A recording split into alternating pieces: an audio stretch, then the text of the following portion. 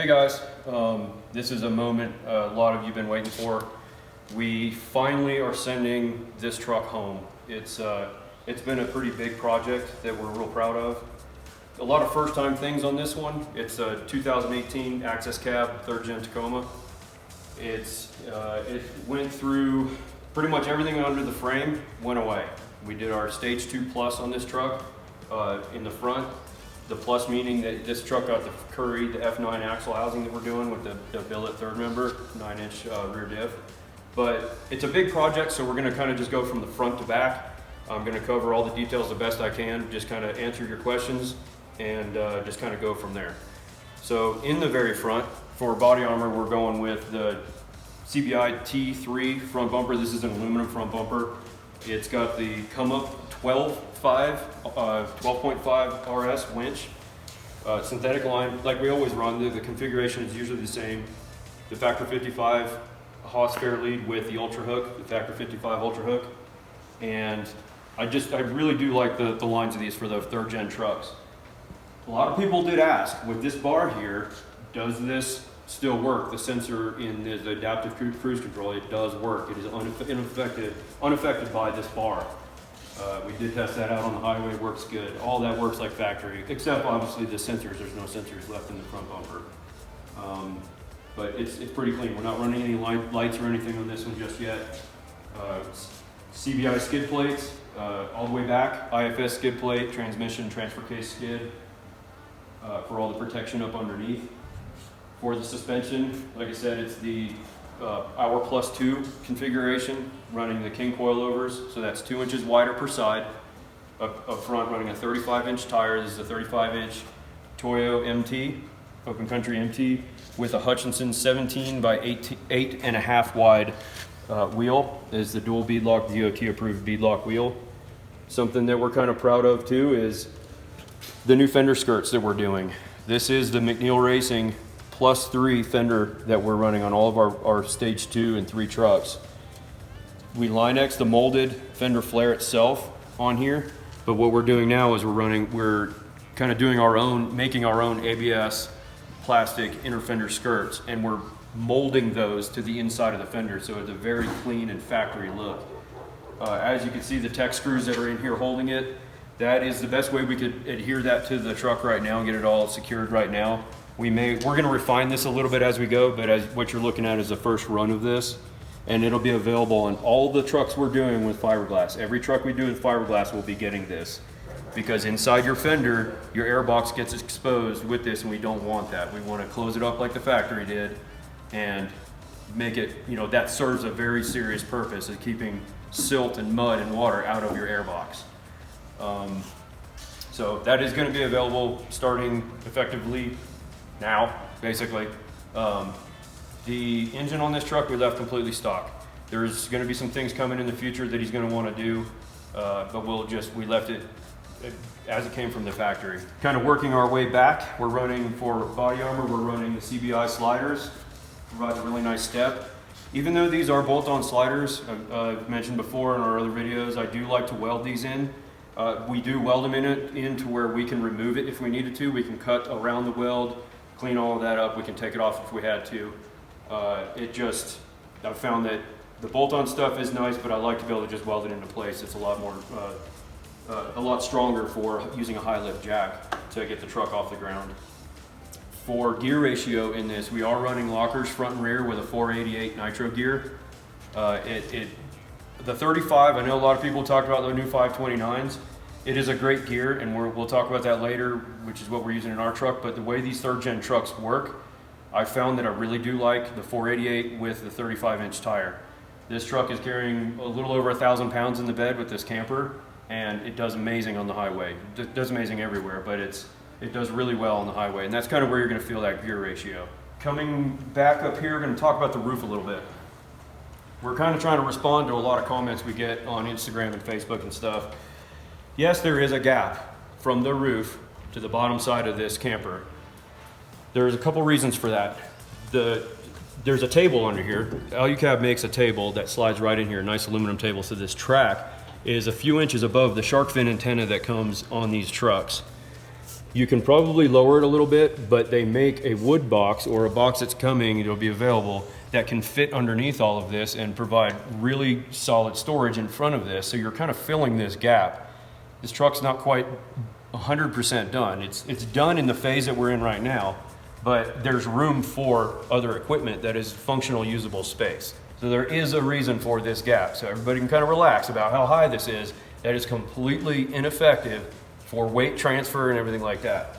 So this is your shower skirt or your shower frame. So you pull this latch and you can pull this out, and this is where your shower sets up out here on the outside. So we will be talking about that kind of probably in the third portion of the video here. We're gonna break this up a little bit.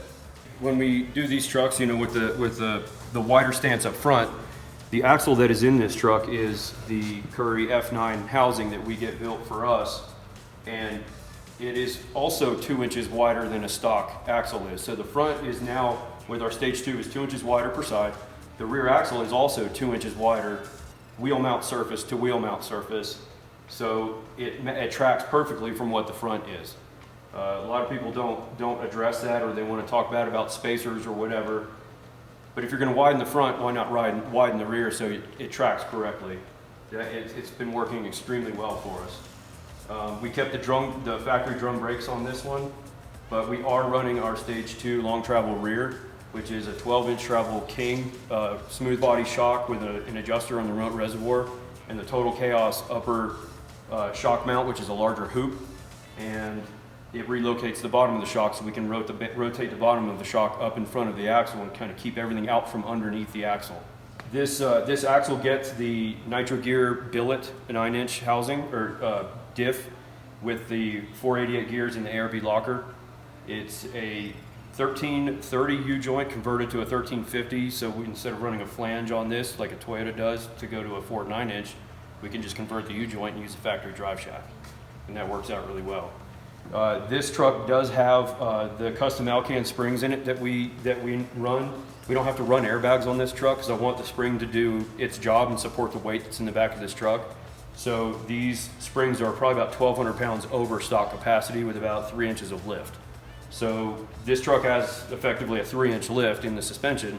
In the rear, we're running probably about 2.5 inches of lift, maybe 2 inches of lift in the front, and the heavy spring rate, and it handles amazingly. This truck, with all this weight in the bed, has no sway bars in the front, and that's also been a debate for other people. But unless you've driven one of these trucks, it handles absolutely killer. On the highway, emergency turning, out in the rocks, whatever you want to put it in, it handles like it should because of the spring rates we're running. Coming on around the back, this is a CBI dual swing out bumper. I don't know if one of these bumpers has been used with a Khaya camper yet. I don't think it has. The tolerances on this are really, really nice and close. I really am super happy with the way it all turned out. So it's a dual swing out. We've got the 35-inch full-size spare on the back on the passenger side. I try to offset that to the passenger side because your fuel tank and everything is on the driver's side. So having that over here kind of helps balance the truck. This all swings out of the way individually. I like to kind of babysit these things open so you don't destroy your pins. Just letting it swing open. This will get a 5-gallon can of fuel here, and then we can put another one of these aluminum AT Overland can holders right next to this. It'll hold another 5 gallons. And then the propane tank with an aluminum AT Overland can holder up here fits really nice on the Alu cab MOLLE panel that they put here. It's really cool. There's a matching one on each side. So that kind of just allows real easy access. You don't have a really long swing out that you have to walk around every time it's open. By having a dual swing, you've got 2 heavy hinges supporting the weight that's on the back bumper rather than one on one side and just a latch on the other. You're splitting the load basically there. So pretty simple operation, nice and easy.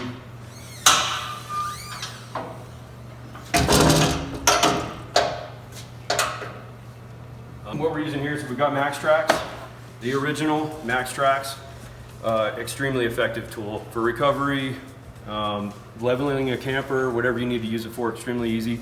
I like to keep this stuff easy to get to. It's a recovery item, so it's nice to have it where you can get to it pretty quickly rather than hiding it away. One of the brackets, one of the new mounting points I like to use is made by Bomber Products for this. It mounts on your spare tire, runs through the center of your wheel, and you can just unscrew it. You can set these up to run 2 sets, so 4 all together with a little adapter and extension, and then or just 2. And you can padlock them right here. It's billet aluminum, super strong, and it's not going to rust. And you can just padlock it and lock them down right here.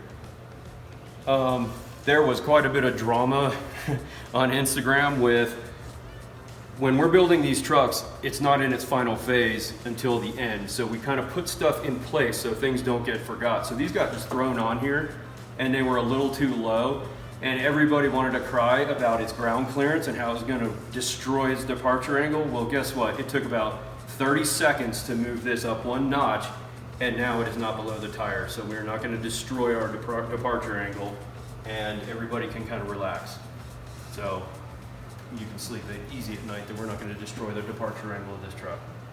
It's like telling your barber that you don't like your haircut before he's done. But anyway, coming back around, on the bedsides on the driver's side, what's kind of unique about McNeil's bedsides is everything integrates like the factory intended. The tail lights, the fuel filler, the bed molding on the top is how it came from Toyota. It's just wider, so it's 3 inches wider per side than stock. We're not doing the fender skirts on the inside of this just yet. There's a couple things I want to kind of mess around with first before we do those. It was more important for the front, so we addressed that first. But I do really like the lines of these the factory fuel door that goes in these fenders and bedsides. It closes like normal. All the curvature and the lines really match up nice. I mean, you really, and also what I was able to do on this one, what I did like was we can use the existing bed brace underneath the factory bedside and put it in place underneath the bed so it firms it up on both in the front and the rear. And we can use some of the factory hardware. We just tweak it just a little bit, and it looks factory. So you don't have a floppy bedside. It acts just like it does from the factory. Oh, in this truck, we're running a Timbren bump stop. We're running the Archive Garage U-bolt flip kit, and we can mount the Timbren bump stop to it. So it's a nice progressive rate bump stop. The shackle hangers get removed as well. So we're using the Archive Garage hammer shackle hanger and hammer shackle. It is drastically stronger than the factory hangers that are on this truck, and you can feel a difference there. I mean, you can actually feel it by pulling out of the parking lot. You can feel how different that is. I think that's pretty much it for underneath this truck, the body armor and suspension and drivetrain. We'll throw some footage up of how these axles go together. We're pretty proud of how that and clean that turns out. We bend all of our hard lines, make all of our brackets and tabs to where everything fits like it did from the factory, and there's nothing under tension. At full droop, this thing droops out really nice, and there's nothing under tension or getting pulled on, and everything acts like it should. ABS works like it should, traction control, everything works like it's supposed to. Lights on in the dash, none of that stuff. So I guess from here, we'll go into the Khaya camper. So for the suspension on this truck, we went with the Hour Plus 2 setup. So it's the 2-inch wider per side long travel setup from Total Chaos. It's Total Chaos upper and lower control arms, fully boxed control arms. The chromoly axle shafts from them, we reuse the inner and outer CVs, and we build the longer axles with those. It's running the King coilover with a compression adjuster on the remote reservoir, and it's running a limiting strap. That's pretty much all we're doing with our Plus 2 setup for the long travel. We do cam tab gussets. We weld cam tab gussets in the place of the factory alignment cam tabs. The factory ones are just paper thin. What we do is use Total Chaos's cam tabs and weld them together on the bench. They're really nicely laser cut and tight, precise setup once they're all welded in place and extremely strong. We gusset the spindles with the Total Chaos spindle gussets, and that's just common practice. We won't even do this without doing those things. That rounds out a really good stage 2 for us. Our stage 3 is, we just put that out, so take a look at YouTube and check out what the stage 3 consists of. And the stage 2 has been tried and true for us for years so far. It's really amazing. All right, we often get a lot of questions about what we do to the interior of the trucks. In a lot of cases, we don't do anything to the interior of the trucks.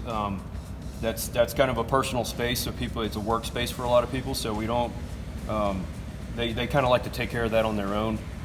There are some really good tools though that we can use that I've really started liking, that kind of keep things down and out of your sight, but at a glance you can still see it. Expedition Essentials makes a really nice mount for these 3rd gen trucks that mounts up on the top of the dash. It goes in extremely clean, and you can use any variation of ram mounts. Cell phone mount, same thing will work with the inReach or GPS, handheld GPS, all kinds of different things. And you can still access the head unit, the stereo, and you can take it off really quick and easy if you don't need it. You know, say we're not going to take a trip, we don't need the inReach, we can just pull that out of the way, and it's super easy to just clean up. This has a floor-mounted ram mount, for a laptop or a computer. You could turn this flat. It's really nice for mapping, so you can kind of glance and you don't have to focus too much on a small map. And it keeps it right there, and a passenger can still sit here. Other than that, the dash is completely stock. I didn't touch anything there. The way we like to do our lockers, we use the regular rocker switches that are supplied with the ARB locker. There's a little cubby box right here that you really can't fit anything in, except for maybe a pistol mag or a knife or something like that, multi-tool. But it's not even that deep. So 3 rocker switches fit perfect across there, and we can trim it, and they all function really, really nice. So you can tell we've got the ARB compressor under the hood, the small compressor you just kind of hide anywhere, rear locker, front locker, and it's easy to get to while you're driving. You don't have to reach or look for anything. You can access all of that, and it looks factory. It looks really, really clean, and it's out of the way. You're not going to bump it with your knee or anything like that. Other than that, this truck is completely stock inside. Stock seats, all of this stuff is stock. All of this integrated really well and keeps it clean and nice. I really like the way it's set up. I kind of like some things simple in here, just less of a distraction, but I'm pretty happy with how it turned out. Back seat in this is stock. There's nothing back there. There's probably gonna be some gear, cameras, things like that. But other than that, just a good, comfortable truck to drive in.